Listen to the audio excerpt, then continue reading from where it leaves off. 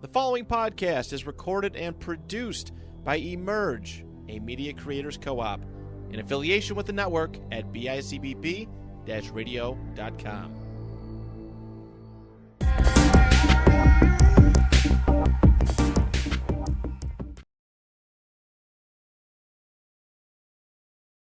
Yes, it is I, Mike Pareto, and alongside me, as always, Nico Salambetti.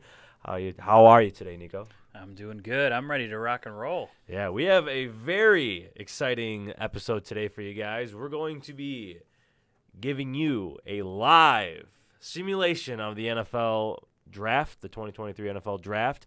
We're going to be going through every pick of the first round, and yeah, we're going to run this thing like an actual draft, and we're going to have a couple guest callers. Hopefully, they'll remember to call in and help us out. But if not, we'll fill in those picks. Yeah, we'll fill in for them. So right before we start, I just want to talk real quickly. NFL draft is it's one of the most magical times of the year for a football fan. It's Christmas morning. Well, it's Christmas Eve morning right now, but Christmas morning at approximately 6:30 p.m. tomorrow evening. Yeah, and it's like one of those things where there's so much tension, there's so much pressure, there's so much excitement. It's fun. It's a fun process because you never know what's gonna happen. And you guys are gonna see it in the mocks, or you're gonna see you've seen it in our mocks, but you've seen it. You're gonna see it tonight where this is raw. This is us. We didn't spill any secrets. We're gonna be going back and forth. How it's gonna work is, aside from our live call-in GMs, we'll be going back and forth. So we'll probably just flip a coin to see who gets the first overall pick, and then I pick, then you pick, then I pick, and you pick, or the opposite. Okay. And then go from there. We shared with each other our final mock drafts that we'll post onto our accounts tonight for tomorrow, but this is going to be a little bit different because some of those picks might not be available. So we'll see. Alrighty. Well, you want to get this? You want to get this thing started? Yeah. I need some NFL music. NFL music. Okay. Let me. All right. So we're both sharing the title of Roger Goodell. We could split him down the middle. Take. I'll be Roger, you be Goodell, or we can switch it up. And You be. Never mind. That wasn't gonna come out right.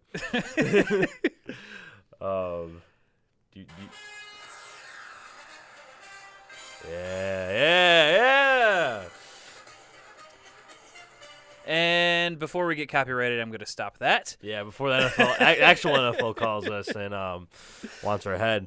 All right. Suddenly, we are off the air on YouTube. All right. Do you want to flip a coin, or you want to? Yeah, you got a coin on you, Moranto? I don't think we have a coin. Siri will flip a coin for us. Oh, you want a Bitcoin? Flip a Bitcoin? You just think of a number between 1 and 10. Do I have Siri? Heads or tails? Oh, You tell me. heads. Flip a coin. It's heads. All right. Wow. And with that, already the over. 2023 NFL Draft has begun. Carolina right. Panthers, you are on the clock. Carolina Panthers are on the clock. All right.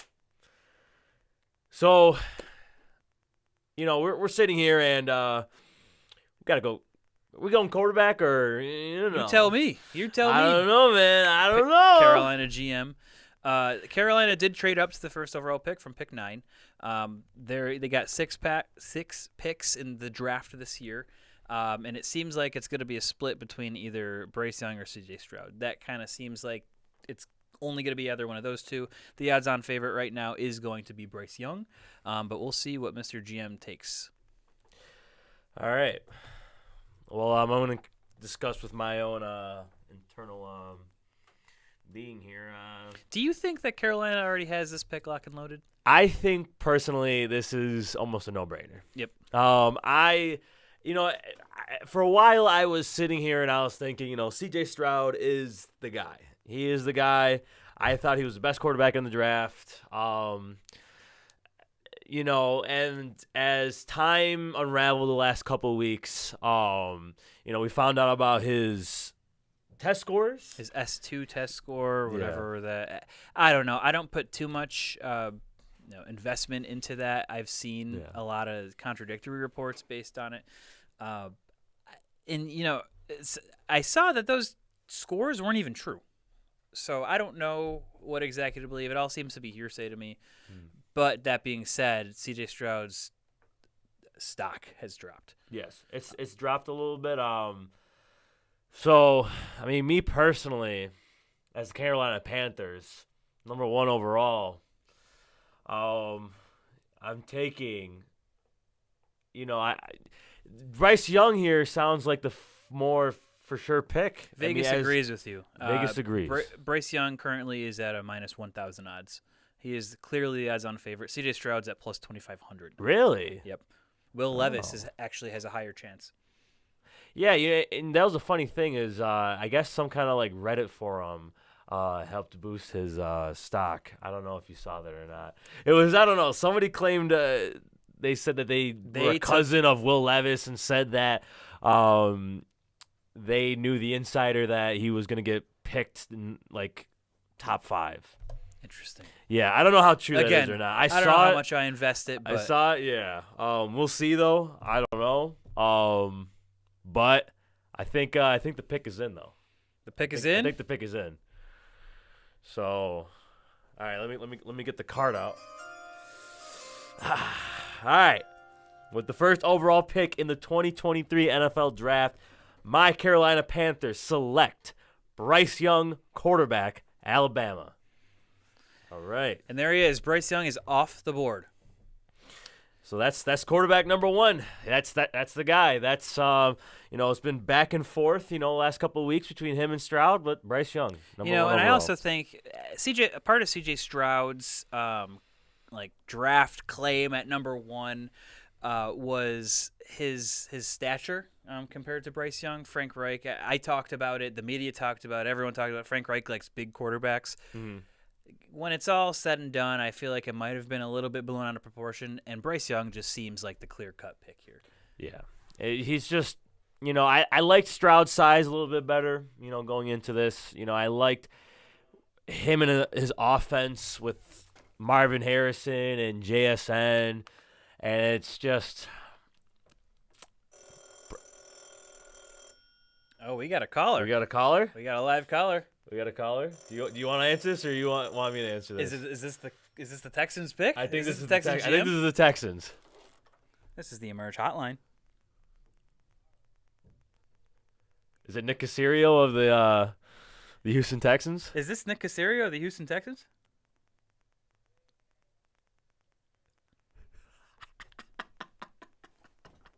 Yep.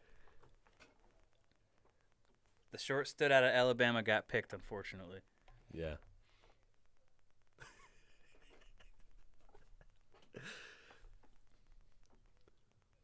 The Jules Houston Texans. Okay. They won too many games when it didn't matter. That's right. Tied the Colts when it didn't matter. When it didn't matter. Yes, sir. Yep.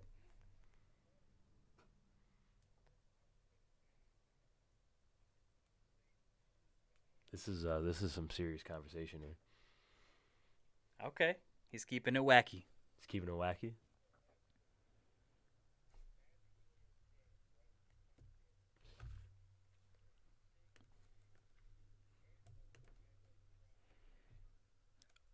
Oh man, that's a pick.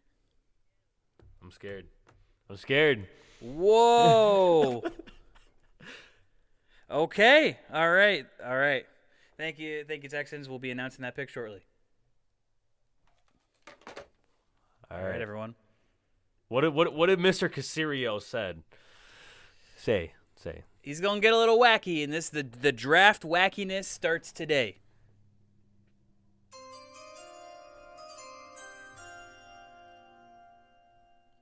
With the second pick in the 2023 NFL Draft, the Houston Texans select Tyree Wilson, Tyree Wilson. edge rusher from Texas Tech in their own backyard. In their own backyard. This Wow. is huge. Here's something interesting. Tyree Wilson right now is the odds-on favorite at plus 125 to be the number 2 overall pick. We got another. We got another another call. call. Who might this be? Hello, this is the Big Yak Podcast. Hey, how are you? Who is this? Las Vegas. Vegas. Vegas is calling. What's Vegas calling about? Vegas wants to trade for the 3rd overall pick. The Arizona Cardinals are on the clock right now. Okay. What would you like to trade, sir?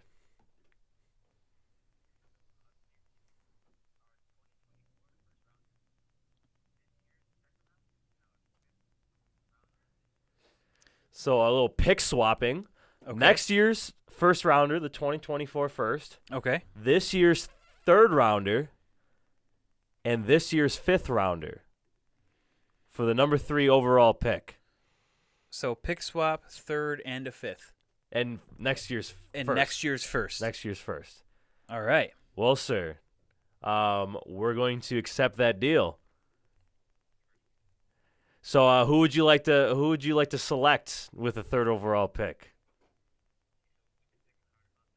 Okay.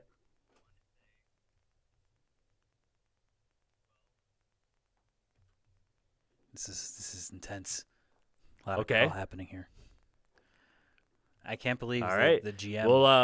We'll send GM that pick in. Thank you, Las Vegas, for your call. The GM of the Las Vegas Raiders just called All right, us. it's a pleasure doing business with you. All right, have a good night. We have a pick. The pick is in. The Arizona Cardinals were picking number 3rd overall, and we just got a trade offer from the Las Vegas Raiders. Whew. So, with that 3rd overall pick, the Las Vegas Raiders have traded up with the Arizona Cardinals. So, with the 3rd overall pick in the 2023 NFL Draft, the Las Vegas Raiders select Will Levis, Whoa. quarterback out of Kentucky, Whoa! who is now the second, who has the second best odds to be taken out of all the quarterbacks in the NFL Draft right now. So maybe that Redditor was indeed right. Maybe the Redditor was right. Maybe Top 5 pick. Top 5 pick. That's a top 3 pick. Top 5, not number 5. Top 5, not number 5. So, Oh, okay. man. Now, this is something that I really Yeah. think could happen. Especially once you start to see, okay, the Texans already shake things up with Tyree Wilson going number 2 overall. Vegas, knowing they need a quarterback, they get their pick of the litter past Bryce Young, and Will Levis's stock has dramatically increased over the last couple weeks, in this past week especially. Right. So picking up to grab their guy, which used to be likely available there at 7 for him, but with that stock increase, and with the Colts sniffing around, and with even like Seattle and Detroit possibly sniffing down or looking to trade up, the Raiders select their QB of the future, Will Levis. QB of the future, Will Levis. You know, and going into this, last week, I had Will Levis in my last mock.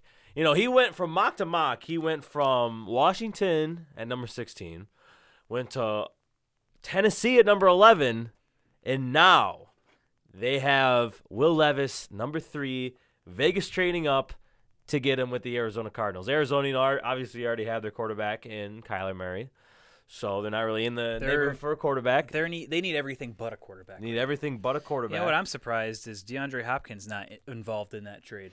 DeAndre Hopkins not involved. You know, could you?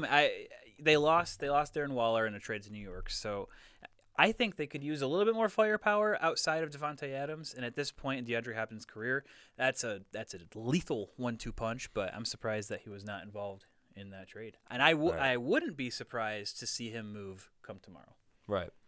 And they've been saying, DeAndre Hopkins for a 2nd-round pick. That's the rumor. Yep. That's the rumor For right two. now. Mm-hmm. So, you might be able to package something in there. Cardinals may be even able to move back into the 1st round later on in the Using draft. DeAndre Hopkins. That's true. Yeah. All right. So, with that being said, we're going to move on to the 4th overall pick. The Indianapolis Colts are now on the clock. Is this my pick or is This is your my pick? Okay. This is your pick, yeah.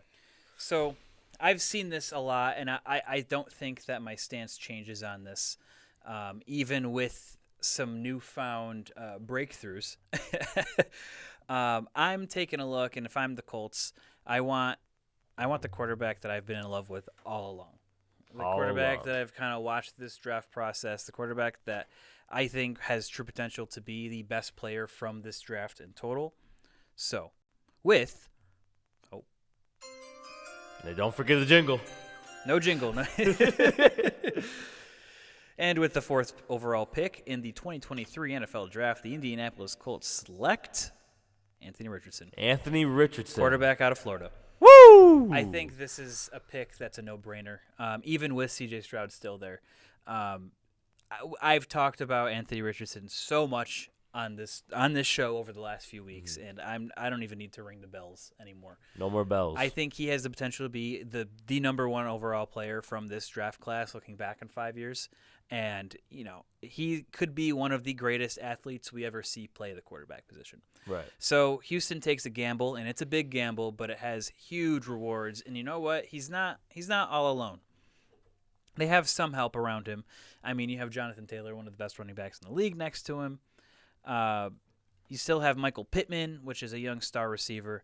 Isaiah McKenzie's now their new slot receiver, and Alec Pierce showed a lot of promise in his first year. So I like this pick for them. So we'll see. We'll see what happens come tomorrow. Yeah, we'll definitely see. Anthony Richardson is just one of those guys who, under the right coaching staff, will be able to succeed. And with Stan Steichen, we saw what he can do with Jalen Hurts and that Philadelphia offense. And with what Indianapolis has already, it's a very dreamy scenario for Anthony Richardson for sure. So pick 5. pick 5. This is an interesting scenario because 2 of what used to be like the top 2 overall players total in this draft are still on the board. You're Seattle. You need help all along the D-line, and you have Will Anderson and Jalen Carter available for picking. Yeah. Well, That being said, though, the Seattle Seahawks are on the clock, number 5. You have a bunch of names here. A little bit of a shakeup. You had Houston calling in. Houston selecting Tyree Wilson with the 2nd overall pick. A lot of people thought that would have been Will Anderson, but we have Tyree Wilson. Number 3 overall, we have the Las Vegas Raiders trading up with the Arizona Cardinals and getting Will Levis. So now you have Jalen Carter available. You have Will Anderson available. You have C.J. Stroud available. Sitting here, our Seattle Seahawks need a little bit of help, as you said. Defensive line, anywhere in the defensive line would help. Also need some offensive line help, but not really in the tackle category as much as interior O-line. And right now you're looking at Jalen Carter or Will Anderson. or are you trading down? You could trade down as well here. But Seattle already has the 20th overall pick too. That's so, true. I mean, That's a good point. That's a really good point. So you're sitting here at 5. I feel like, we should take the BPA, the best player available. So, that being said, The pick is in. the pick is in. With the 5th overall pick in the 2023 NFL Draft, the Seattle Seahawks select Will Anderson, edge rusher, Alabama. Now, if I'm Seattle, that's the dream scenario. That's the dream. That's the dream scenario. Will Anderson somehow made it to pick 5, and you didn't even have to lift your finger. You didn't even have to call anybody. You may have called somebody, but you didn't have to trade anything. Brows You are didn't have to trade sweating, and everything. Everything is. You got what you wanted. Yep. You didn't have to do anything. As he says, Seattle, they need help all along the defensive line. They need a better pass rush. The run-stopping abilities aren't the greatest. Just a lot of holes on the defensive line. So, Will Anderson, Jalen Carter, in a scenario where Will Anderson gets picked, like say top 3, then maybe I'm looking at Tyree Wilson or Jalen Carter. At that point, maybe I would go Jalen Carter. Yep. I just think he's a slightly better prospect. In my own personal opinion, I know Nick Caserio and the Houston Texans thought otherwise.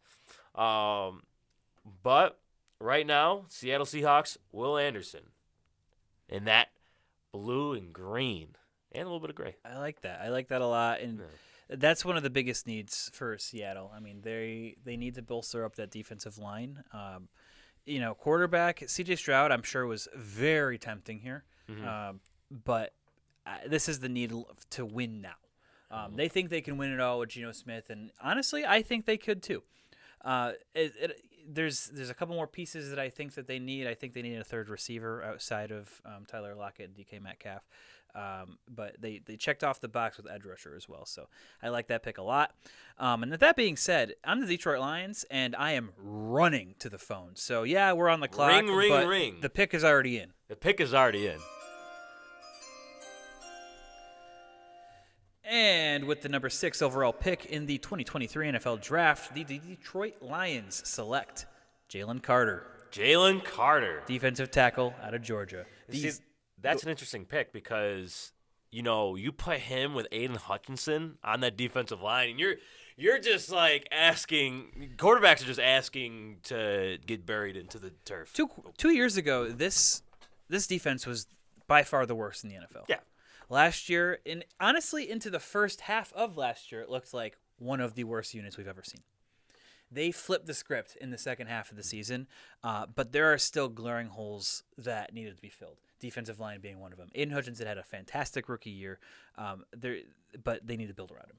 And whether it be a running mate on the other side of him or along the interior, they needed help all over that line. So Jalen Carter at 6 was a no-brainer. You get possibly the best player overall at 6'3", 300 pounds. I mean, he is a monster. He throws around linemen like they're plush, like they're toys. Noodles. And I think some of there are some serious concerns with stuff going on outside of the field, but I truly believe that gets resolved. So now we're sitting here at pick number 7, back for the Arizona Cardinals, who traded back, who are number 3. Originally the Las Vegas Raiders pick. This one's now interesting now because the defensive linemen, Tyree Wilson's gone. Will Anderson's gone. Jalen Carter's gone. Now you're sitting at 7, and if you're Arizona, I feel like you have to go best player available. You're not going to trade back again? I'm staying ground at 7. I don't want to trade back too far. Arizona still, they're number 3 overall. They were not good last year. They need help. And they don't need a quarterback right now. So with that being said, where else do you go? Best player available right now, you could say, is Illinois cornerback Devin Witherspoon. You could even head to the offensive line a little bit with the Arizona Cardinals. I mean, not the greatest offensive line in the world, in my opinion, but right. You still have your pick of the litter of. You still have Paris Johnson available. You have Pete Skoronski available. There's some names right now. Arizona's starting tackles are DJ Humphries and Calvin Beachum. Solid guys, but could be improved on. Yep. But for me personally, I think I have my pick as the Arizona Cardinals. Okay, that being said,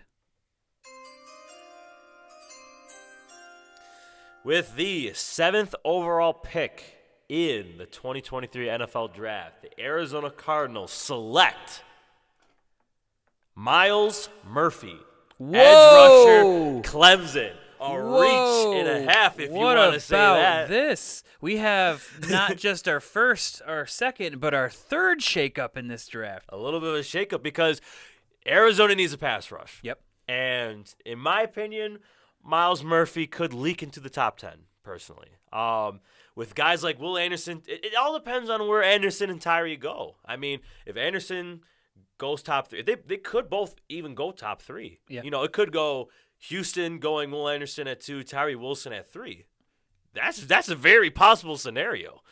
Over Nolan Smith? Over Lucas Van Ness? I'm personally going Miles Murphy, and maybe it's because I'm wearing a Clemson jersey. Wearing your old Sammy Watkins jersey? Wearing the old Sammy Watkins jersey, the greatest receiver of all time. Just kidding. Just kidding.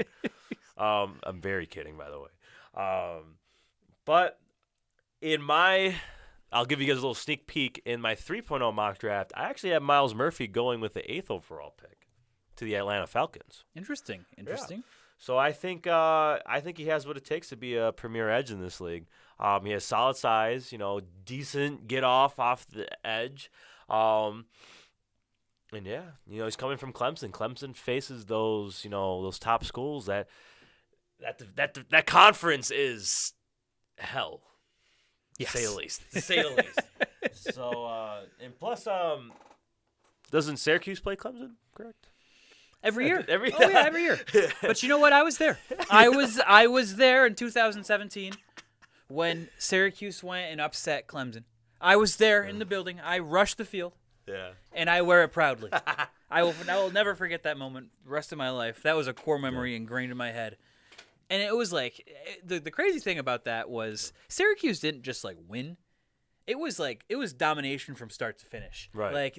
It wasn't a blowout by any means, but Syracuse had the lead, and they kept it the entire time. They scored, Clemson scored, but Syracuse stayed in front.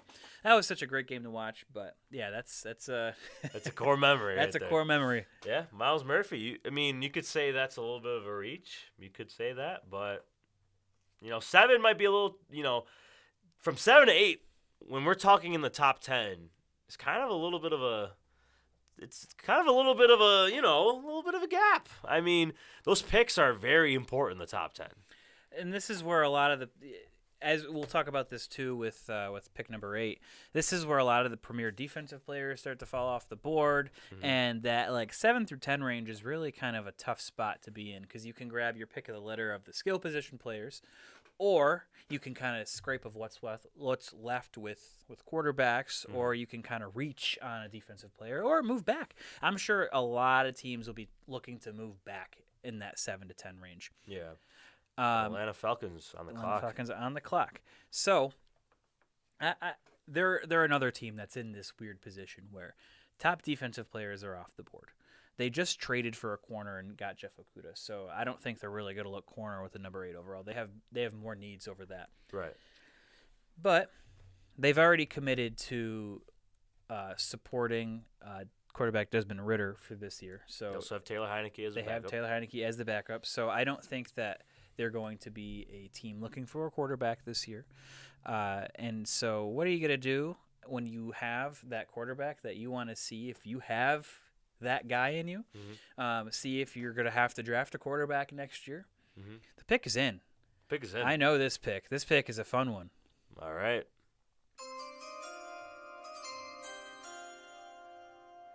And with the number 8 overall pick in the 2023 NFL Draft, the Atlanta Falcons select Bijan Robinson. Oh! Running back out of Texas. Bijan Robinson, the man of the hour. He's a guy that I think is a top 5 prospect in this draft. Yes. There's been a lot of buzz as of late with flirting between the Falcons and with Bijan Robinson. They have a need at running back.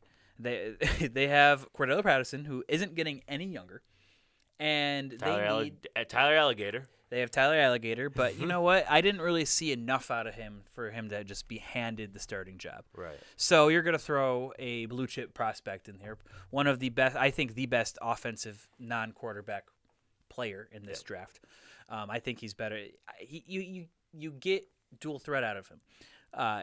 He's a fantastic rusher. He's the best pure rusher in the draft, I think, too, and he's a phenomenal catcher. He could start as a slot receiver right now on this team. Right. So you can plug him anywhere on the offense, and you give Desmond Ridder his new best friend at number 8. Yeah. All right. Well, that's a little bit of a shakeup. I mean, last running back to get selected in the top 10, I think, was Christian McCaffrey, I want to say. Either Christian McCaffrey or Todd Gurley. I can't forget. Leonard Fournette is up there, too. Leonard Fournette, too. Yeah. One of those. Those are the names. Pretty sure it was Christian McCaffrey was the last top 10. First round, you still have a couple guys like Clyde Edwards-Helaire here and there. Yeah. Josh Jacobs. But, top 10. Does he live up to Christian McCaffrey hype? I think it's possible. It's possible. Just as as much of an impact of a player.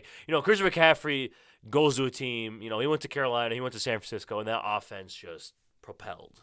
Yeah. You think Bijan Robinson does this in Atlanta? I think with what they have. They have a lot of work to do, but this is a very down division. This division is still up for the taking. It's sloppy. It's a sloppy division. So you don't need to be the best team in football to win this division. Right. I think you just need to surround your quarterback with good players and keep building. You know, I really thought about trading back in this and trying to get an extra first-round pick, but it takes two to tango, and I don't really know if there's a player right now that's still sticking out unless it's a quarterback that I could see someone trading up for. Yeah.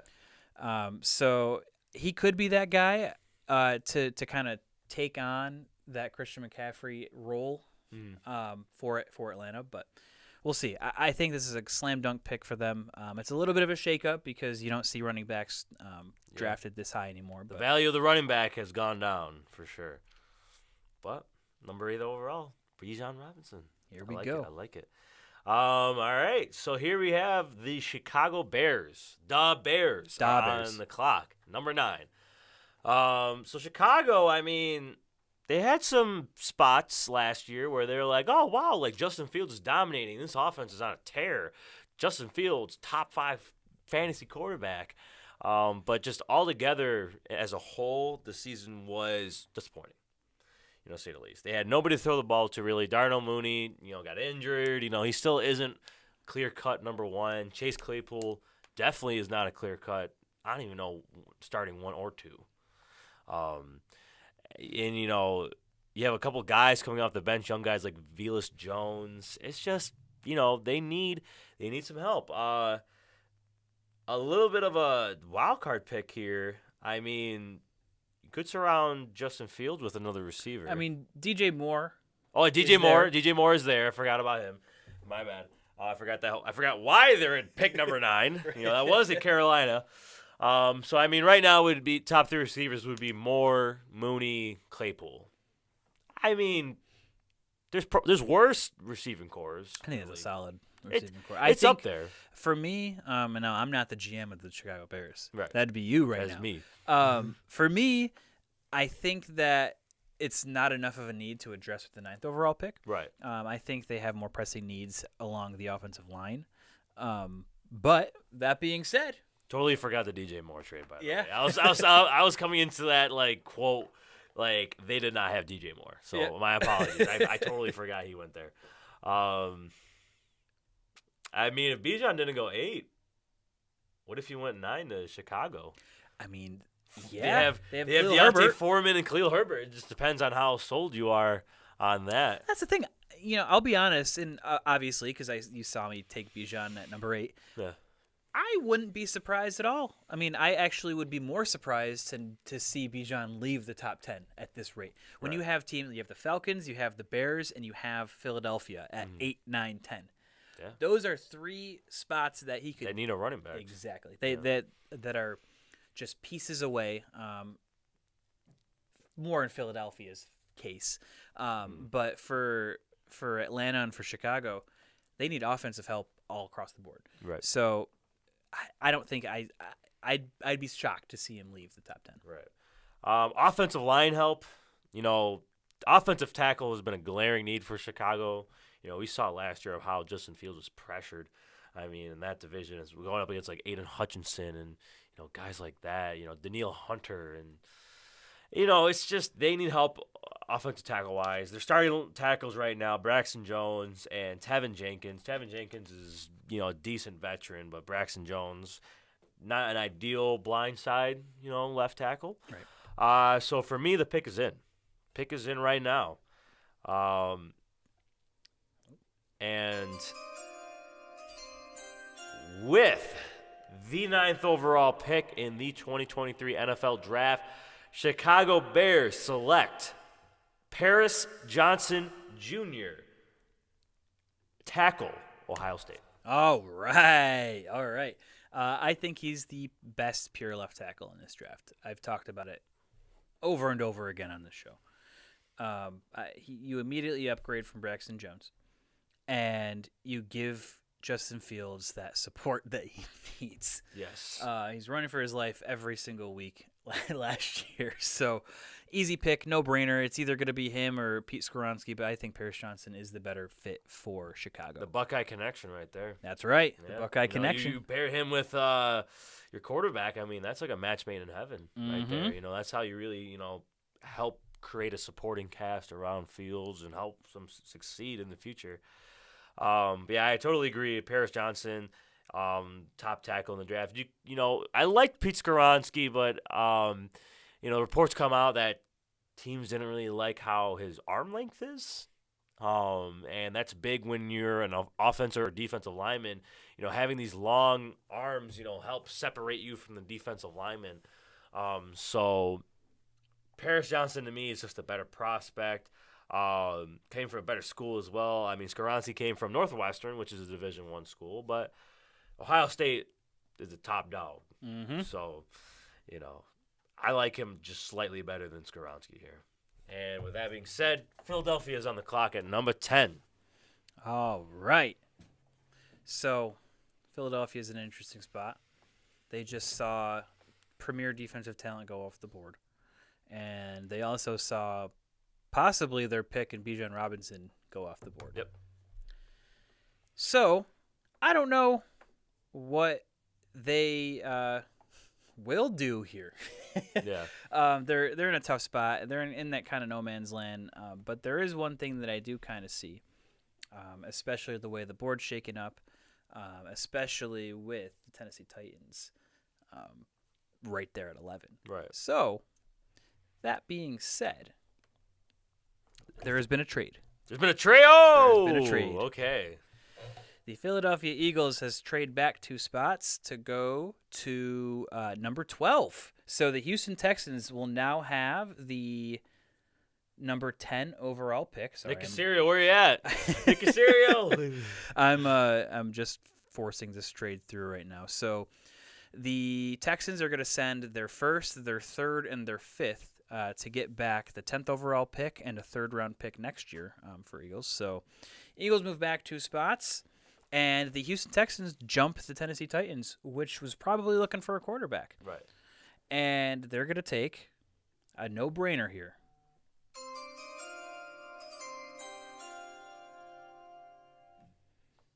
And with the number 10 overall pick in the 2023 NFL Draft, the Houston Texans select C.J. Stroud, quarterback out of Ohio State. So we're getting a run on Ohio State guys Nick here. Caserio just texted us. Oh, dang it. Nick Caserio texted us. Nick Caserio, I'm sorry. I forgot to text him. I'm sorry, Nick Caserio. I fumbled the bag here. I had the stand-in came in and filled up. So sorry. Repeat your pick for me. I'm sorry. The number 10 overall Yes, pick I'm sorry. in the 2023 NFL Draft, the Houston Texans select C.J. Stroud. C.J. Stroud, okay. Quarterback. That's what I out thought of you Ohio said. State. Yes. Yeah, I was like reading the text. I'm like, oh crap, I forgot to text Caserio. But all right. So C.J. Stroud. I mean, why didn't they pick him at number 2? You'll have to ask Nick Caserio that. Nick Caserio. But hey, his stock is falling. And I feel like with DeMeco Ryans as the head coach, there has been talks about Nick Caserio potentially leaving the Texans. Now, I don't know if that's going to be true or not. I think that he's going to see through next year. But I think they could get a premier edge rusher up top. And if they really have that high hopes on Tyree Wilson, then I think, and then with C.J. Stroud's stock dropping, it was kind of that perfect storm of, okay, we think we can gamble a little bit and wait and see if C.J. Stroud drops some more. Now, that being said, the Titans saw Will Levis go, a player that they really liked coming into the draft. Yep. So they might be scrambling, and they might go after and take C.J. Stroud if he fell to them at 11. Philadelphia was in no spot. They're obviously not taking a quarterback, so they were definitely looking to trade back. So Texans got their guy. They stopped gambling. Didn't want to wait until the Titans pick, and went up and grabbed C.J. Stroud. Yeah. Now run me through this scenario. All right. I mean, we've had some rumors about Trey Lance to Houston. How do you feel about that? That's true. That is true. Now I have also seen. This is the most recent reports that there's been crickets in the Trey Lance field. Yeah. Bunch of crickets. I think it'd be possible, and I think that'd be a great pick. But time is ticking, and I don't know how long it would take before the time runs out on that Trey Lance timeline. So again, I don't think Houston wants to gamble here, especially if they're on the clock. Like, picks are coming. A lot can happen in those 10 minutes. So I don't think they mess around and play with trying to grab Trey Lance. Yeah, I agree, man. That's C.J. Stroud, though, number 10, man. If you would have asked me this a month ago, I would have been like, how did he last that long? Yeah. Whoa. Yeah. Tennessee Titans are on the clock at number 11. So Houston just jumped division rival Tennessee Titans. Tennessee now, I mean, they need a lot going on for them. Yeah. We talked about them a couple weeks ago, and they're kind of a mess right now. They need some help, especially on the offensive side of the ball. I mean, offensive line wise, they don't really have a lot of people there. It's one of the bottom offensive line groups in the NFL. That being said, you also got to look at receiver too. I mean, Treylon Burks didn't really have the ideal rookie season that he wanted. Granted, Ryan Tannehill was injured. Malik Willis wasn't, he wasn't ready, to be fair. They also limited him in what he could do and what he cannot do. It was apparent. He threw the ball barely 12 times some games. He was just not throwing the ball. Right. So at pick number 11, receiver-wise, it's Burks, Westbrook Akine, and Kyle Phillips. That is abysmal. Tackles, Andre Dillard, former first-round pick from the Eagles. He is described as a bust. And then the other right tackle is Nicholas Petit-Frere. Frere? Those are their tackles. So it's like a no-brainer. You're going receiver or tackle here. Yep. Honestly. And with that being said, I'm going to make my selection. As the Tennessee Titans, we are going to select with the 11th pick in the 2023 NFL Draft. The Tennessee Titans select Jackson Smith-Njigba, wide receiver, Ohio State. Oh, boy. Now, if you're Philadelphia, this is the worst-case scenario. Yes. Philadelphia, for once, lost a gamble here, and the Titans make a surprising move and bypass tackle when they have Pete Skoronski sitting there, and they get their guy in Jackson Smith-Njigba. Yep. It was either one of the two, man. Receiver was a glaring need and tackle's a glaring need. You're able to sign Andre Dillard. Hopefully he can stay healthy. It might be able to provide some help. But if you're Tennessee, man, I would even consider trying to trade back into this round and grabbing one of those tackles. Definitely. Later in the round, because you need both very bad. Very bad. Do you think Derrick Henry could be on the move for one of those day 2 picks? He could be, too. That is also a tiny bit of my consideration of picking Jackson Smith-Njigba here is because, they flirted with the idea. Yep. And with a running attack, with a power running attack with Derrick Henry, where, he's relying on almost pure power every play, you need an offensive lineman to give you that push. Yep. Derrick Henry isn't, the most elusive guy in the NFL. So you can't really make a lot of people miss. So, granted, they need to build around this offensive line if they want to keep Derrick Henry here. So maybe they select Jackson Smith-Njigba here at 11. Derrick Henry, as you said, could be on the run. Yeah. And they on could the run. I like that. On the run, yeah, and he could and they could turn to a guy like Hassan Haskins. Yeah. Maybe, or they could even draft somebody in the third round like a Zach Charbonnet if he's there. Or even sign somebody. There's like Leonard Fournette's out there and whatnot. So, yeah, Jackson Smith-Njigba here, I think it's either Skoronski or Smith-Njigba for me. And for me right now, they're keeping Ryan Tannehill a quarterback too, because that's another thing, another turn of events that they could trade Ryan Tannehill as well. So Yeah. right now, Tannehill stays on the roster as the quarterback. And look at that. In 3 picks in a row, 3 Ohio State players. Did you just fall? Where'd you go? You going down the elevator? my chair, I hit the lever. I went down. All I see was like I traded doot, doot, doot, doot, like the Super Mario pipeline. Yeah. Doot, doot, I lost my mushroom. Trading down. 3 Ohio State players in a row, mind you. Yeah. 3 Ohio State Buckeyes. offensive players in a row. Go mind Buckeyes. you. Go Buckeyes. It's NFL draft, baby. You don't know what's going to happen. And here we are at the 10th, the first 11 picks now.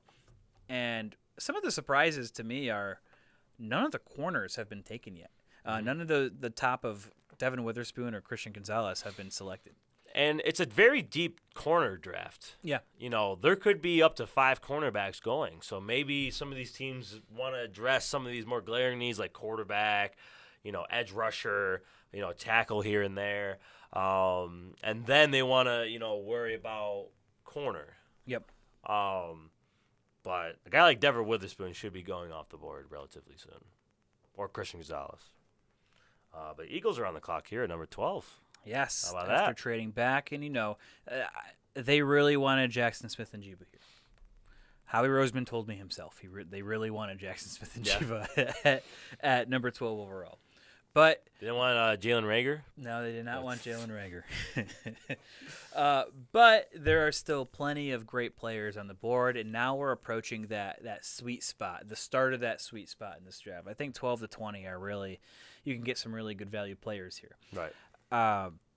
So I take a look at their offense and their defense and see what they kind of need more. And right now with a premium pick like number 12, I'm not looking to grab a top guard or a center of the future. Right. I'm looking for an immediate impact player because they want to run it back and take it back to the Super Bowl. I'm looking at a guy that will probably help them boost the trenches on the other side. Right.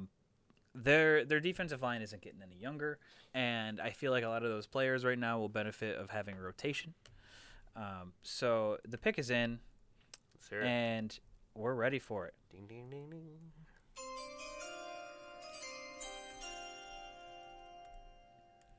With the 12th overall pick in the 2023 NFL Draft, the Philadelphia Eagles select Nolan Smith, Nolan Smith. edge rusher out of Georgia. I agree with this pick. Nolan Smith is one of those guys who is just pure speed coming off the edge. Coming from Georgia, he's just – you saw him at the Combine. He was a wowed out the combine. And, I mean, I think that's why he's up here at definitely. number 12. He used to float around the back end of the first round. Yeah. But he tested. I think you could argue that he was the best player out of the combine in general. He was the one that definitely saw his stock move the most, and it pays off with him going number 12 overall. Yeah. Nolan Smith, man, to the Philadelphia Eagles. That's pretty looking jersey. I can see envision it. Smith, yep. Yeah. So now we get a little bit of interesting. Before we make this pick, Aaron Rodgers is a Jet. happened. That happened. That finally happened. So now Green Bay picks 13th. Jets pick 15th. So Green Bay is now on the clock. Go Pack, go. Green Bay is sitting here now with a quarterback need. Maybe if you don't like Jordan Love. Hendon Hooker, I don't know. That's a little interesting. That's kind of gross. It's kind of gross here. I think they see what they have in Jordan Love. Yeah. I think they give him 1, maybe even 2 years to kind of figure it out. He hasn't really had a true chance to perform yet.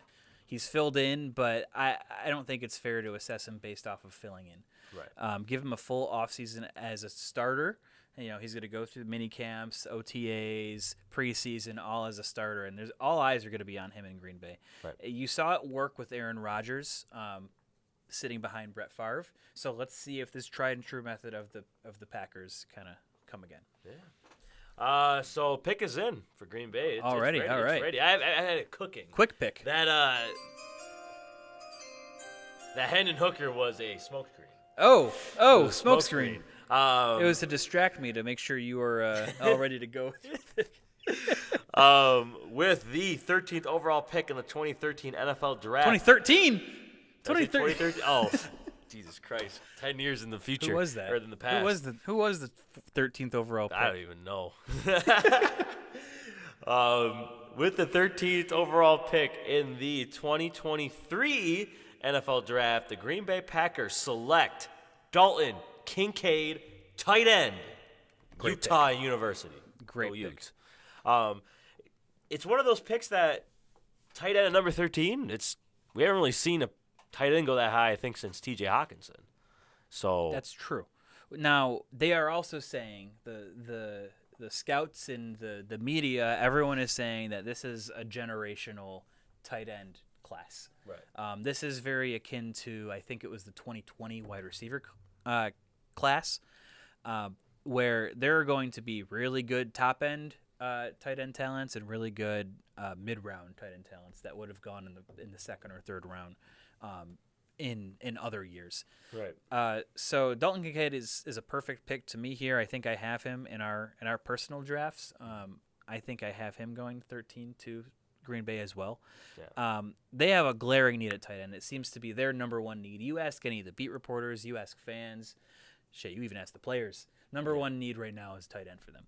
And so you get a slam dunk pick at Dalton Kincaid, and you give Jordan Love, your quarterback of the future for now, a perfect safety valve. Having a new quarterback like that it helps. It's a safety valve. It's one of those guys. If you have a good tight end on your team and you're a young quarterback, it's one of those guys that you can rely on. And they have receivers like Christian Watson, Romeo Doubs, who are going to blossom more and more with age. So, yeah, Dalton Kincaid at 13th. First tight end off the board. Make tight ends great again, because the tight ends have not been great recently.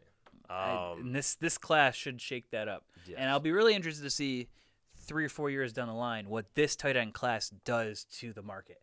I wonder if we start to see players get more wide receiver-esque deals, because this is a league that's kind of shifting towards that. Right. This is a league now that you want pass catchers at the tight end position more than blocker in the dirt, pretty much a lineman, because as we've seen, it's a pass heavy league now. Yep. It's no longer a ground and pound heavy run through the rain, snow, mud league.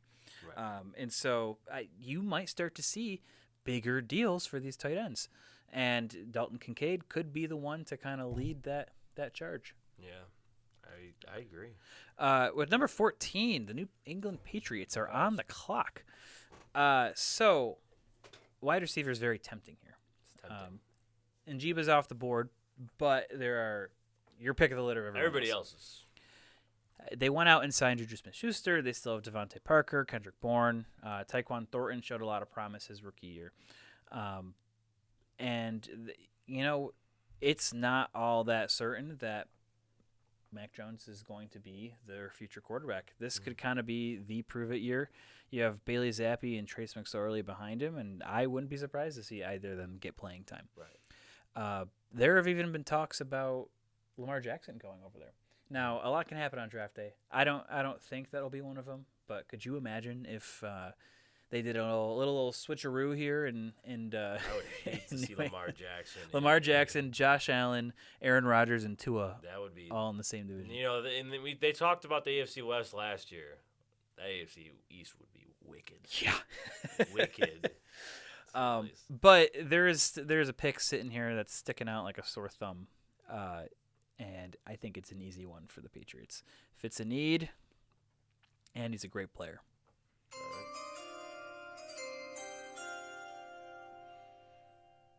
With the 14th overall pick in the 2023 NFL Draft, New England Patriots select Pete Skoronski, tackle out of Northwestern. Pete Skoronski. He just sounds like a New England player's name. Yeah. Pete Skoronski. Like, you're going to see Skoronski jerseys coming out of old Boston now. Yeah, like Skoronski or like a Lucas Van Ness. Like, those are two guys where I'm like, They just sound like Patriots. Explain your pick a little bit for, our viewers. So tackle's a huge need here. Yeah. They went out and signed Riley Reif, and they have Trent Brown on the other side. But that doesn't really secure them for the future. I don't really think that Riley Reef is going to be the They long-term both have answer their there. injury history. Exactly. Yeah. And you get a guy that you can even start at guard, too. They like Cole Strange, obviously first-round pick last year.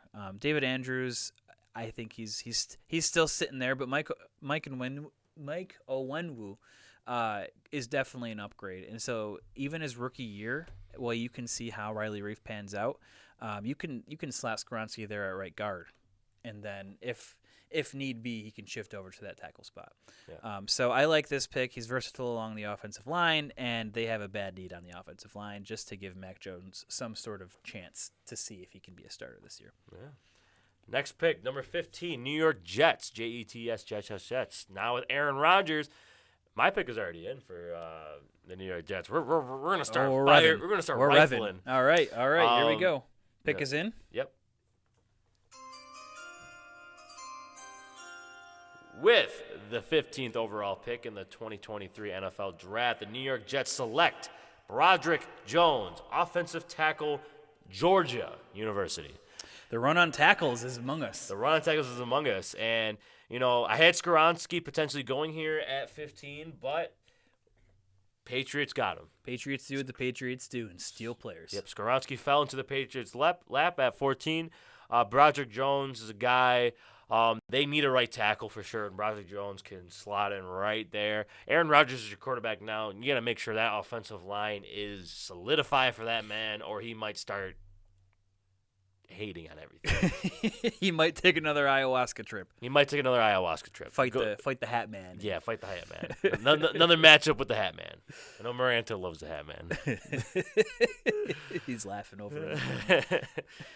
But yeah, this is like offensive tackle is a no-brainer. If Skoronski's not there at 15, I have Broderick Jones. Even if Paris Johnson, falls there, if we see a little rotation with the tackles being selected. But yeah, Broderick Jones, 15. Now, I am Washington, and I am licking my chops. Licking the chops. This draft couldn't have fallen any better for me. So, that being said, the pick is already in. Pick is in.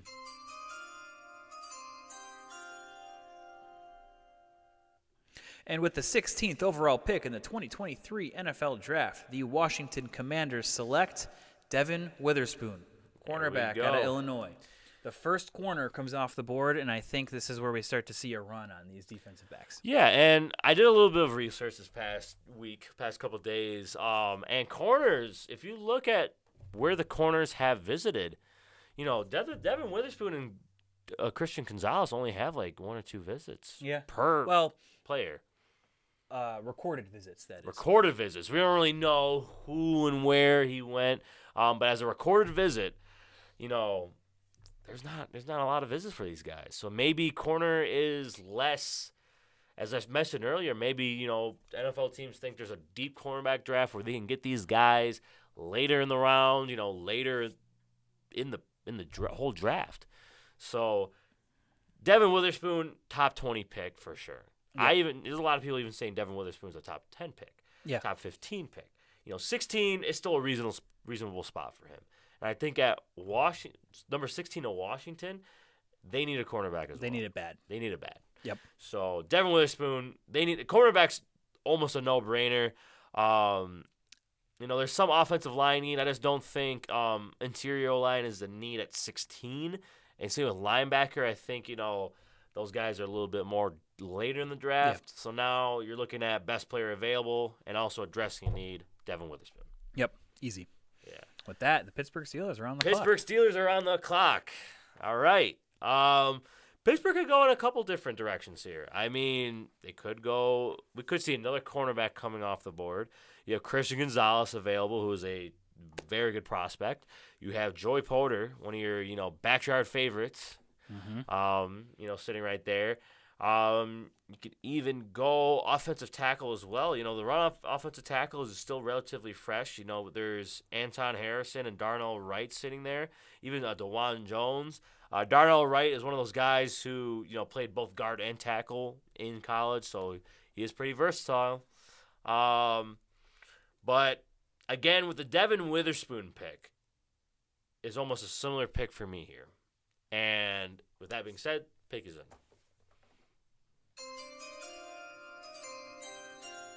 With the 17th overall pick in the 2023 NFL Draft, the Pittsburgh Steelers select Christian Gonzalez, Easy cornerback pick. out of Oregon. Back-to-back corners here. You know, these are two guys who have interchanged the number 1 and number 2 cornerbacks through the draft process. And they go literally a pick after each other. Both falling in the top 20. Both reasonable for each guy. What do you think, Nico? This is a slam dunk pick, and this is best case scenario for Pittsburgh. They don't have to move a finger, and one of the 2 top corners come off to them. Now, he is a very aggressive corner. He had a lot of penalties last year for pass interference. My mind just drew a blank for a quick second. But I think that Mike Tomlin, being a defensive-minded head coach and being really a Hall of Fame head coach, he's the right person to coach Christian Gonzalez and turn him into. I think he has the talent to be a perennial All-Pro. Yeah, Christian Gonzalez is one of those guys. You know, he's lengthy. He's just one of those Oregon prospects. You know, you see. You know, there's a lot of athletes. You know, they always breed some kind of athletes there. Mm-hmm. Maybe it's the jerseys attract them, but Christian Gonzalez is one of those cornerbacks who is special, along with Devin Witherspoon. I'm not saying the other cornerbacks are special, but Christian Gonzalez is one of those guys who slipping past the top 20 would have been criminal. Yep. So the Detroit Lions are back up on the clock here at number 18. Detroit already going Jalen Carter at number 6, so defensive interior has already been addressed. So where are you going, Mr. Detroit? This is interesting. There's a lot of different places that they can go, and Detroit can really sit here and take best player available. Right. There are a lot of options here, and if I'm Detroit, I might listen to calls to trade back. Oh yeah. Ring, ring, ring. So, do we Telephone? have someone? Do we have someone calling, or Do we have? We don't have we somebody don't have calling we don't have the yet. Detroit. We don't have the Detroit GM on the phone. We have another GM coming soon. Okay, all right. We don't have the Detroit GM though. So there's a lot going on here, and there's a team that has a big need, and they're known for being a little aggressive on draft day. I am going to have a trade back. Trade back. Sorry, I'm just putting together a realistic trade scenario Okay. here. You're constructing. So, that being said, there has been a trade to the number 18th overall pick. The Detroit Lions have traded the number 18 overall pick to the Kansas City Chiefs. Oh, good Lord. What is it this time? Kansas City sends pick 31, pick 63, and pick 95. Their first, second, and third round picks, and they get back number 18 overall and number 159 overall. So now the Kansas City Chiefs are on the clock, and they get their pick of the litter of their glaring need going into this draft. That being said, there have been a lot of talks about this player throughout the draft process. Mm-hmm. And this is one of those guys that has been seen as high as top 15 pick or into the second round. But I really like what I saw coming in here, and I saw who Patrick Mahomes was working out with. Oh, yeah. So I think they really liked that workout. With the number 18 overall pick, the Kansas City Chiefs select Zay Flowers. Oh, man. Wide receiver out of Boston College. And if you're Cincinnati, if you're Buffalo, if you're the Jets, you're these top AFC contenders, you are pissed. You're pissed. You are pissed. You're like, how the hell have I let this happen? You've seen the running receiver. There hasn't been a running receivers, actually. JSN is the only one that's gone.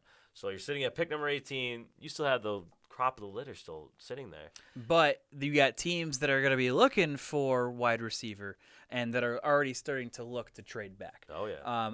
At pick 18 with it starts with the Lions and then it goes down to the Seahawks as well. Everyone's going to try to jump ahead of each other when you have the Chargers, the Ravens, the Vikings, the Giants, and even the Cowboys, and also the Bills that all potentially want wide receivers in this draft. Yeah. So Kansas City sitting there, they don't want their guy to sit and wait until number 31. Zay Flowers is going to be Zay long Jones. gone.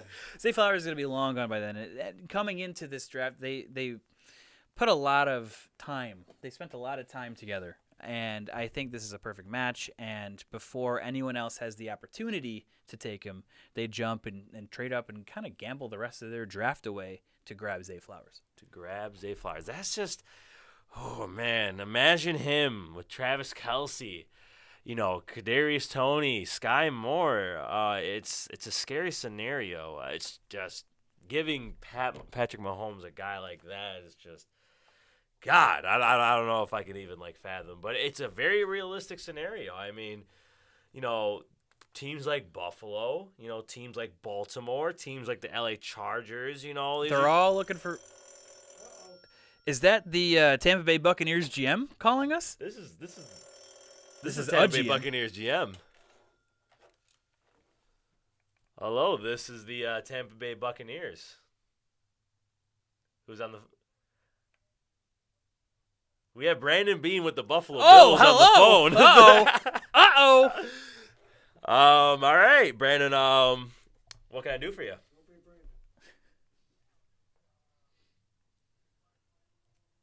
You want to do a little trade? All right. Let's hear it.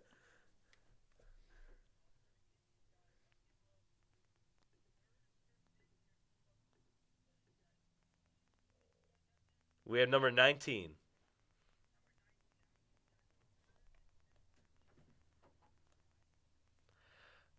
Alrighty, so it is to move back from to move up from 27 to 19. It is a third rounder this year and a fifth rounder this year for pick number 19. Okay. Well, Brandon Bean, we have a deal. So you're now on the clock at number 19. Who are you going to select with that pick?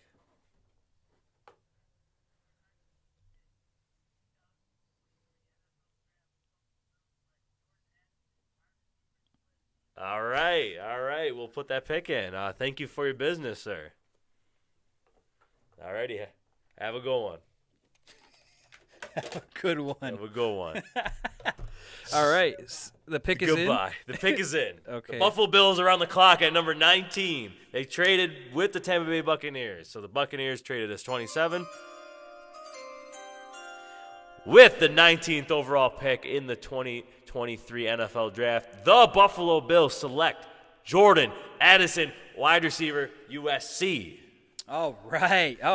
So that run on receivers is happening. The run on receivers is happening, and that trade comes from the whole Zay Flowers ordeal with Kansas City. So Kansas City traded up with Detroit to get their guy. Buffalo says, we could do that same exact thing. So we traded up, and we got their guy. We got our guy at number 19. We got Jordan Addison out of USC. So, Nico, how do you feel about Jordan Addison being a Buffalo Bill? First and foremost, I'm just surprised that the Tampa Bay Buccaneers traded this pick. Yeah. I think an option like Hendon Hooker is a real possibility for them at 19. Maybe they thought it was a little bit too rich for him, that a little bit too high, especially when you look at teams that are coming up that – I don't think that they're going to be taking a receiver. And it seems like with the way that this draft is falling, we have found the true sweet spot of this draft where a lot of good talent is starting to fall. Yep. So this pick makes sense to me. I wouldn't be shocked to see the Buffalo Bills do this tomorrow, trade up to get their guy. They really like Jordan Addison. I love this fit for Buffalo. Jordan Addison tested exactly like and plays exactly like Stephon Diggs. He spent all of last year at USC on the perimeter, or for the most part, but the year before that has played in the slot. This is a player that fills the need of slot receiver and potentially perimeter wide receiver with Gabe Davis's contract coming up. Yep. We don't know if he's going to get paid, but Jordan Addison could provide that perimeter, that perimeter impact, and be much cheaper. Right. That being said, in the meantime, he can start at slot receiver, and he has an instantly starting at slot. So I love this pick here. I'm really hoping Jordan Addison ends up a Buffalo Bill. I've been saying it for the last couple weeks now, and I've been really trying to mock him to the Bills. So this is a fun pick, and you know what? They didn't give up the whole house just to get Jordan Addison. Right. They lost a third and a fifth, but they still have their second to work with, and that's huge. Yeah. Seems like third and fifth are they're sweet spots in this in the sweet spot package. Yeah. In this draft for sure. So let's go on to the Seattle Seahawks. They're on the clock at number 20. I thought Buffalo would trade up with Seattle instead of Tampa, but That's what I was thinking too. Seattle also has a little bit of a secret need for a receiver. That's they, true. They want another number 3 to pair with Lockett and Metcalf. I wouldn't rule out receiver here. Is this my pick or This is your pick. Okay, Yeah, this is my pick. All right, so at number 5, they already addressed edge rusher with Will Anderson. That being said, I think that there is still needs along the defensive line. I think there are needs on the interior offensive line, and I think there's a need at wide receiver. Yep. So they have a pretty good pick of the litter here. But that being said, I think I have a great pick here for them. A great pick. As we saw the board kind of continue to shift and move around, there are still some players that continue to stick out. So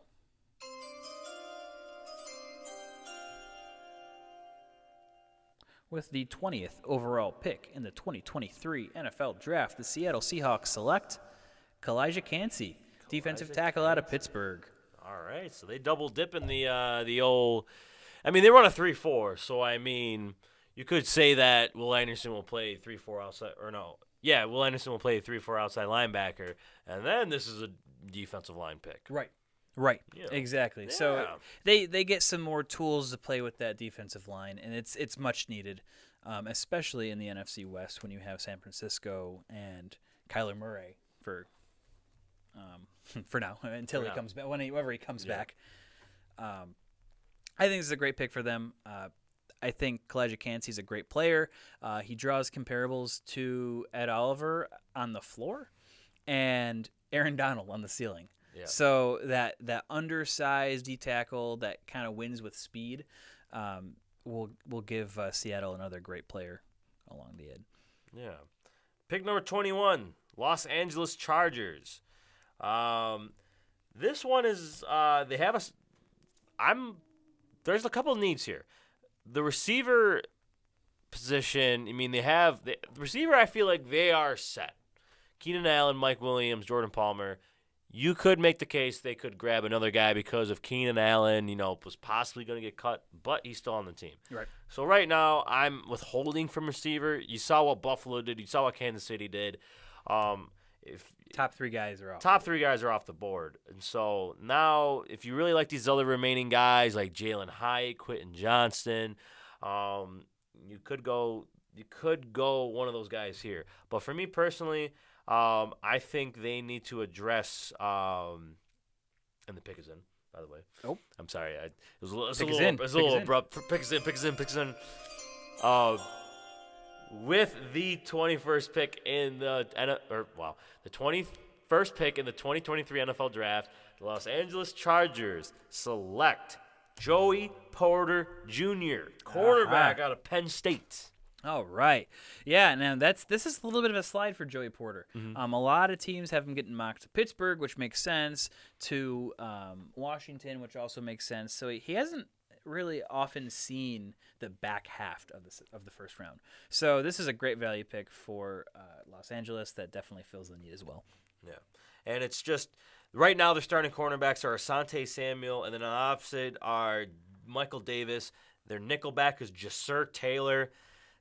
The cornerback room is very suspect. They're due for an upgrade. Yeah, I can even see them going Brian Branch here to pair with Derwin James. That would be a crazy safety duo right there because their starting free safety is Alohi Gilman.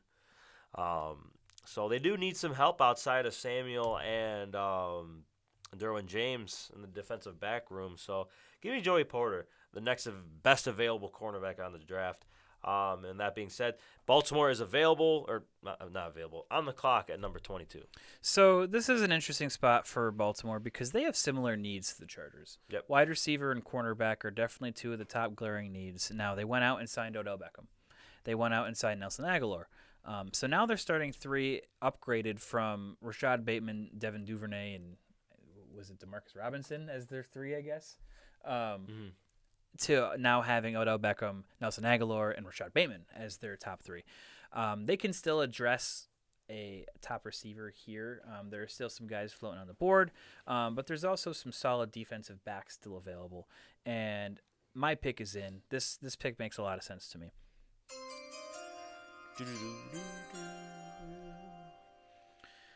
So you got your guy in your own backyard. With the number 22 overall pick in the 2023 NFL Draft, the Baltimore Ravens select Deonte Banks, cornerback out of Maryland. So they definitely did their homework on this guy. I mean, he played not 30 minutes from the stadium. Right. So they really like him. I believe he's been in for a top 30 visit. And this pick just makes so much sense to me. Yeah. Cornerback wise, they need a guy outside of Marlon Humphrey. Definitely. For sure. It's just, it's a glaring need for them. Receiver was also another one of my needs. But again, top guys are going. If you really like Quentin Johnson, you take him here. But for me personally, I do agree with the Deonte Banks pick. It makes a lot of sense. Plus, Maryland guy, Maryland product. They're in Maryland. It all makes sense. Minnesota Vikings are on the clock at number 23. Minnesota, faces some criticism. They, haven't really done anything in this offseason. Right. A lot of fans, giving out the backlash. Receiver is a possibility here. You don't have Adam Thielen anymore. So KJ Osborne is going to step up as the number 2. Even that, can you really trust him as a number 2? They got good old Jalen Reagor. They had good old Jalen Reagor. No. So also with Minnesota, they need defensive back help too. I mean, it's like the last two teams. It's like the Chargers, Baltimore Ravens, and the Minnesota Vikings are all like the same team right now. Yeah. Need-wise, yes. Need-wise, yes. So cornerbacks with the last two picks, both guys on the radar. So now I'm sitting at there's a guy like Emmanuel Forbes here. You could go defensive interior. There's not really a lot of defensive interior available. You have Mozzie Smith. That's definitely a potential. That's definitely a potential. And you also have Quentin Johnston here. That's also a very fun pick. It's also a very fun pick. But I will say my pick is in. Okay. Try to hit you with the little smoke screen there, but the 23rd pick in the 2023 NFL Draft, the Minnesota Vikings select Mozzie Smith, defensive interior out of Michigan. This makes a lot of sense for them. Yeah, their defensive interior. They have Harrison Phillips. A lot of guys in that front seven, are getting a little bit older. Daniil Hunter's sort of been on the trade block. Everson Griffin. I don't even know if Everson Griffin's playing anymore.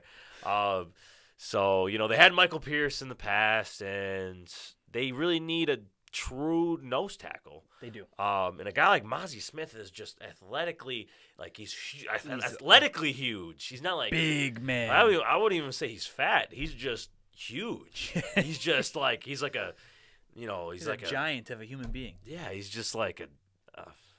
I almost said something very suspect, but I'm not gonna say. I said he's almost like a vacuum. But hey, he's I'm not even gonna. What's he gonna do? I'm not even gonna continue what I'm about to say. But Mozzie Smith is just, he's gonna.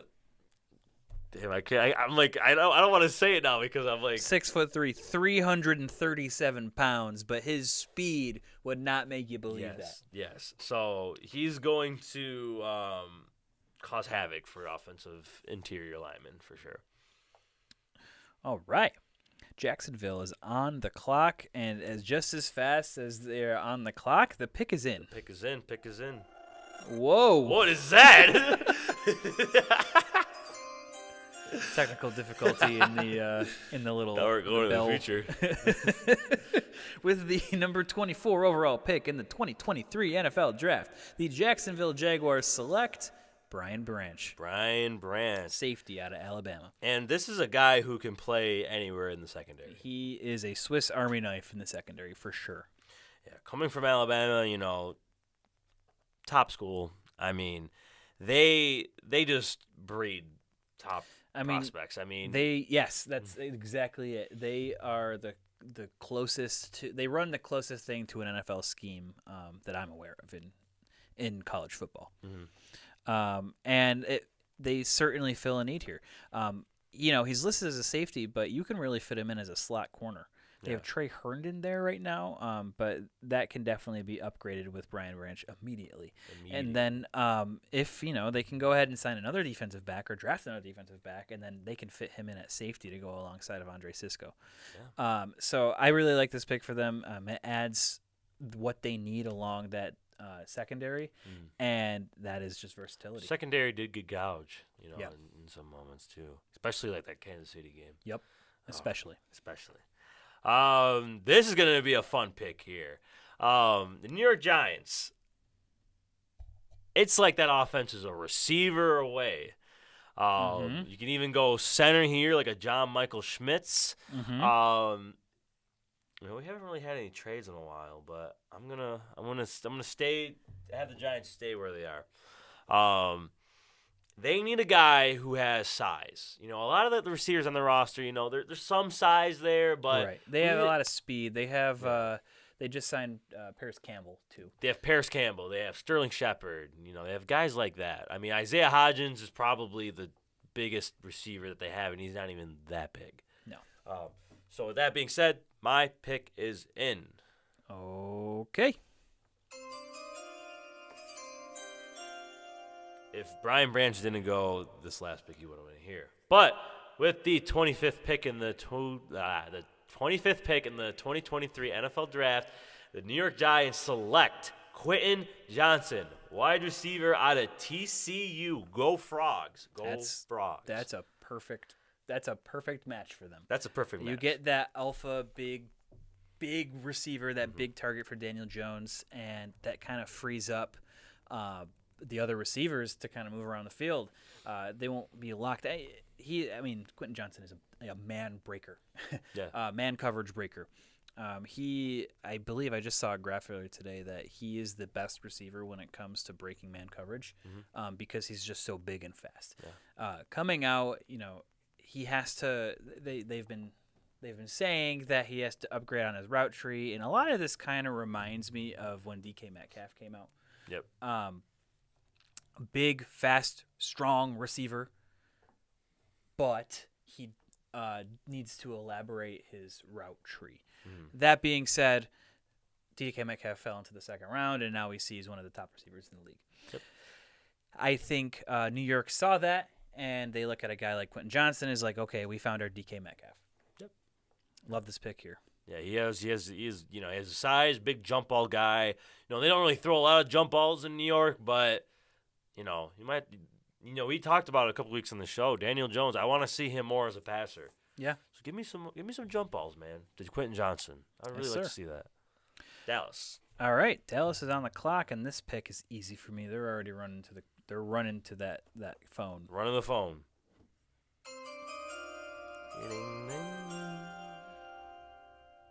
With the 26th overall pick in the 2023 NFL Draft, the Dallas Cowboys select Michael Mayer, tight end out of Notre Dame. Now, he's just a guy that another one of those things that just feels like a Cowboy. He is an immediate impact to this team. They lost Dalton Schultz in free agency, and I think this is too high of a pick to take Jahmyr Gibbs at 26, which I think was really one of their only other needs. You could have went linebacker here. We're starting to go into that range. You could have went corner, but a lot of the top corners are already off the board. Take a top talent in Michael Mayer, and he will show you the way. John Mayer's brother. Yeah. Right. He's not. Yeah, no, I totally agree. They didn't re-sign Dalton Schultz. And Dak, I feel like likes his tight ends. Mm-hmm. And I'm not really, keen on Jake Ferguson potentially being the starting tight end there. Yeah. You just, keep this offense as a threat. Mm-hmm. And you get a good tight end like Michael Mayer, him and Kincaid, 1 and 2. This is one of those, you got to go with these picks. Yep. No, so Michael Mayer, 26. 27, Tampa Bay, is picking here at 27 because they traded back to the Buffalo Bills. So this pick. They're sitting pretty happy here, I think. I don't know if they were going to take any of these players that went past them. Yeah. So this was kind of best case scenario for them. Yeah, so, I had them potentially, if Nolan Smith was on the board, say, for instance, like on my personal mock, I have Nolan Smith going to Tampa Bay at 19. Mm-hmm. So they do need to address edge. Shaq Barrett isn't getting younger. A guy to pair on the other side of Shaq Barrett, too, is a guy who they need. They need to up their pass rush. Their pass rush last year was not good at all. Mm-hmm. So with that being said, my pick is in. Oh, I think I know this pick. With the 27th overall pick in the 2023 NFL Draft, the Tampa Bay Buccaneers select Lucas Van Ness, edge rusher, Iowa. This was a no-brainer. He was going as high as 10 to the Eagles here. I Yeah. think this is a perfect pick, a perfect spot for him to go. A lot of people would say this is a steal at Yes. 27. Definitely.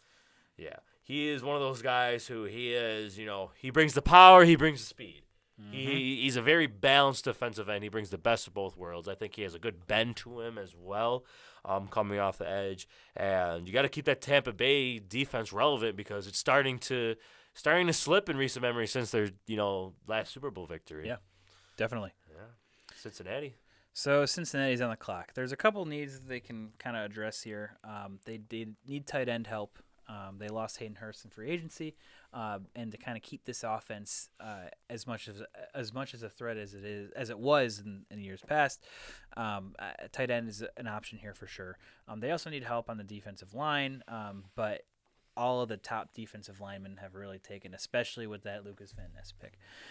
Defensive back is another option here. There's Emmanuel Forbes that's sitting around, but to me, I have a really fun pick here. I have it in. I'm ready to go. Let's get it. With the 28th overall pick in the 2023 NFL Draft, the Cincinnati Bengals select Darnell Washington, tight end out of Georgia. Tight end run is happening right now. Make tight ends great again. Make 3 tight went ends in the great. first round. How about that? Shoemaker, you might as well have him go, imagine. before this first round ends. Talk a little bit about Darnell Washington. So he is a physical freak.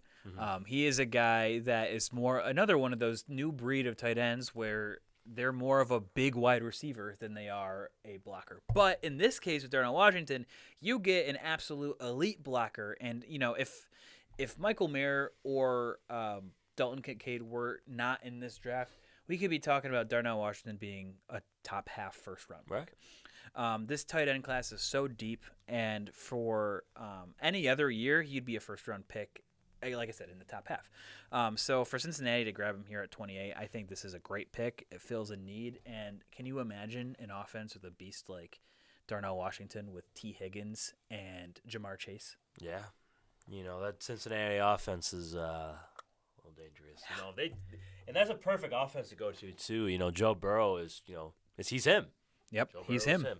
And Joe he has Cool. so much surrounding talent around him as well. So, he's in a really good spot.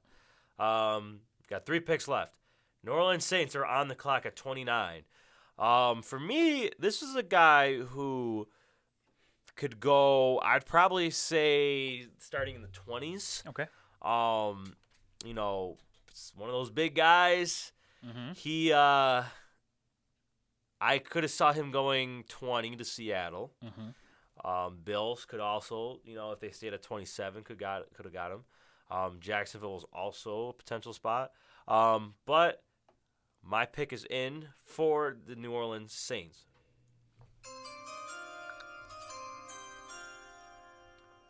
Heading down to the Big Easy.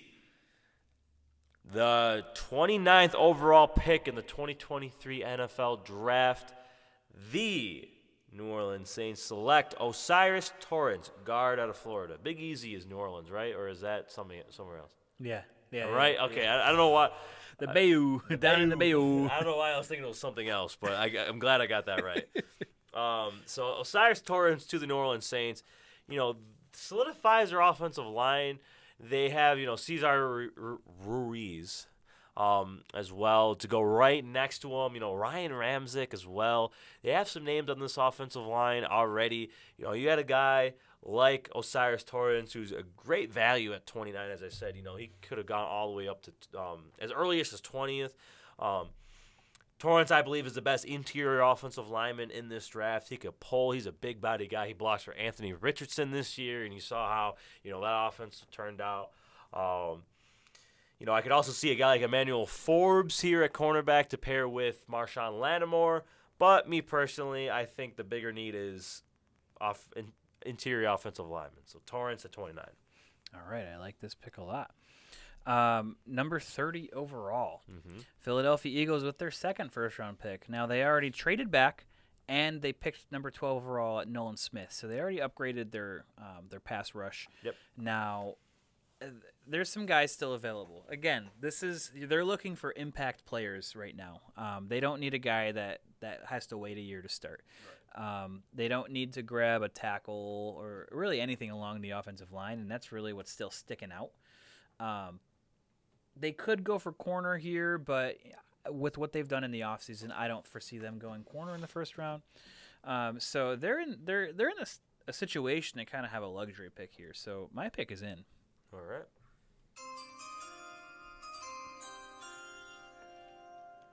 With the 30th overall pick in the 2023 NFL Draft, the Philadelphia Eagles select Jahmyr Gibbs, running back out of Alabama.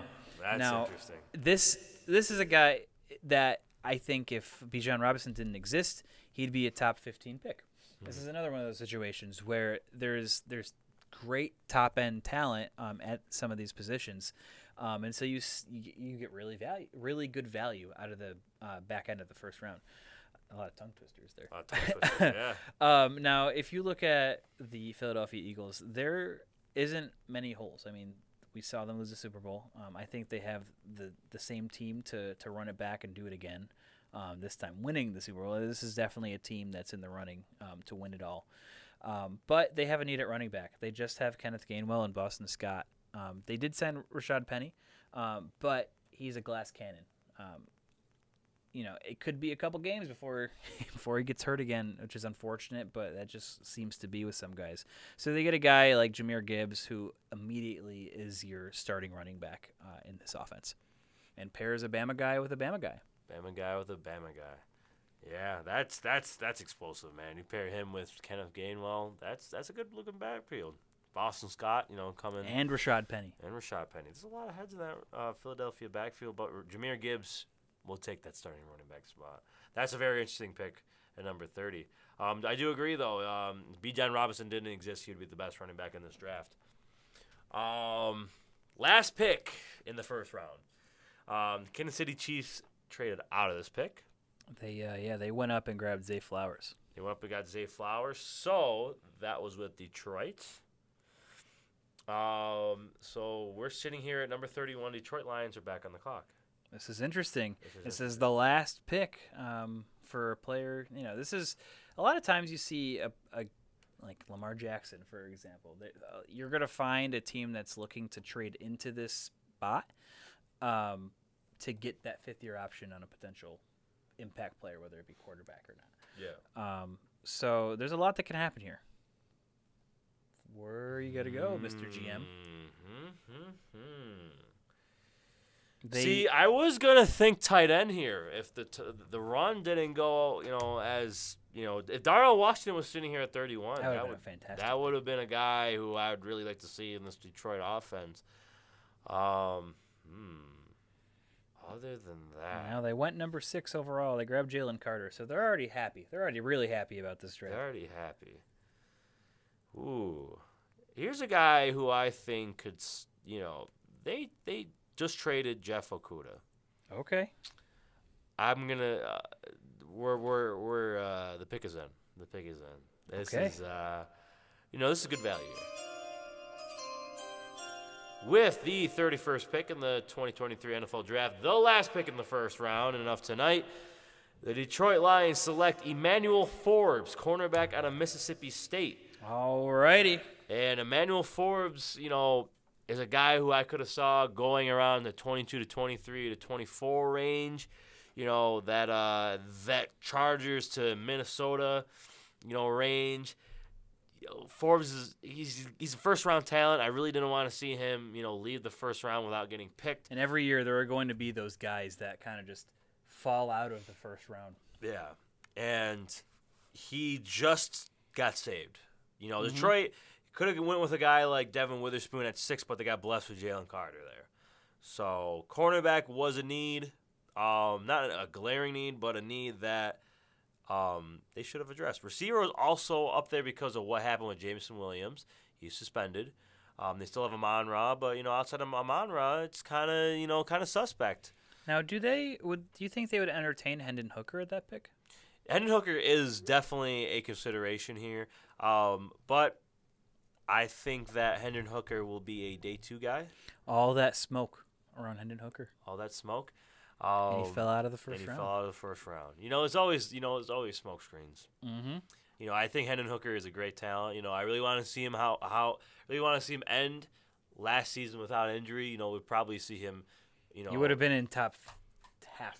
We would have seen like a 2018 draft where there was 5 quarterbacks. Mm-hmm. So Hendon Hooker just falls out for me.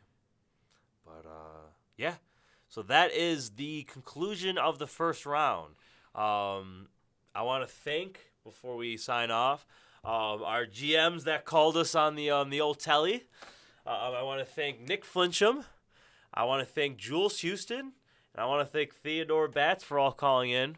We had 3 calls. We want to thank you guys for, taking a couple of minutes out of your day to make this night fun. Maranto, why don't you throw up the Emerge hotline? Yeah, throw up the Emerge hotline. So that was also a good way for us to advertise the newest addition to Emerge Media Creators Co-op, being the hotline. So this is a live line. Anytime that we have our show, if you feel like you have an opinion, we'll be taking calls. The line is always open. Now, sometimes, if we're not live, you might not get us answering. Just putting it out there. Next week, we'll actually be able to hear you. Yeah. And you won't just be holding the phone up to the thing like this. No, next week we will actually have the device hooked up, so we'll be able to talk with you. Your audio will be, you can say the first-time caller. Long-time listener, first-time caller. It's going to be wide open, and you're going to potentially be your own guest on the Big Yak Podcast. Yes, sir. Alrighty. Well, that was episode 42 of the Big Yak Podcast.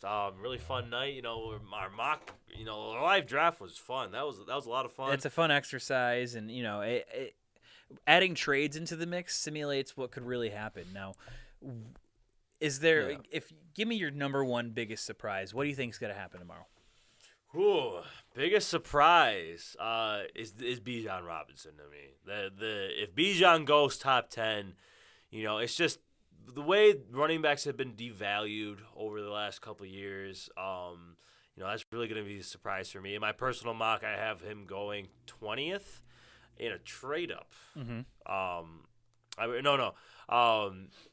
26 to Dallas. Wow. Yeah, 26 to Dallas. Pair him with Tony Pollard. It's a Jerry Jones That pick. used to be a normal pick, but I would even say, to some, that might become a hot take at this point. Yeah, it might be a hot take. I don't know, but me personally, I just think it's like one of those Jerry Jones picks. I want CD Lamb is a Jerry Jones pick where they didn't really need a receiver, but they went out and did it anyways. Mm-hmm. And so Tony Pollard is there, but if Tony Pollard were to say go down, knock on wood, hopefully he doesn't.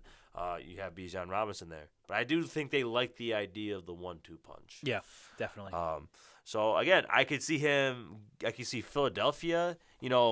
If he falls to the 20s, I could see him getting traded up to. I could see Philadelphia taking him at 10. You could see him taking him at 10. He really could go all over this draft, tomorrow. Yeah. And he's going to be the big name to watch. I think him, and I would probably say I want to see how the CJ Stroud news takes place. Is he really going to fall down these draft boards, or is he going to go top 5 it's been expected.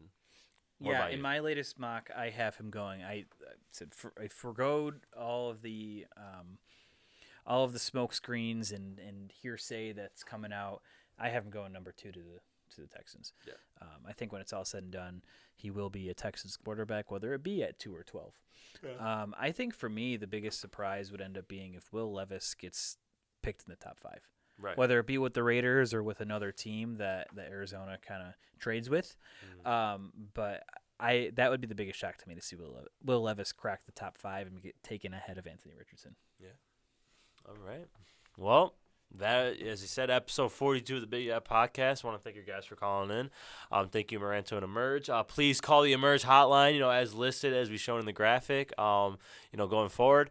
Thank you, Matt Johnson and BICPP Radio Network, 716-299-0060. Please call that number for the Emerge hotline. Matt Johnson and BICBP Radio Network. Thank you, Nico. Everybody, please have a great night. Tomorrow's going to be really fun. We'd love to hear feedback of what you guys think of our live draft tonight. See you guys next week for episode 43. Stick around.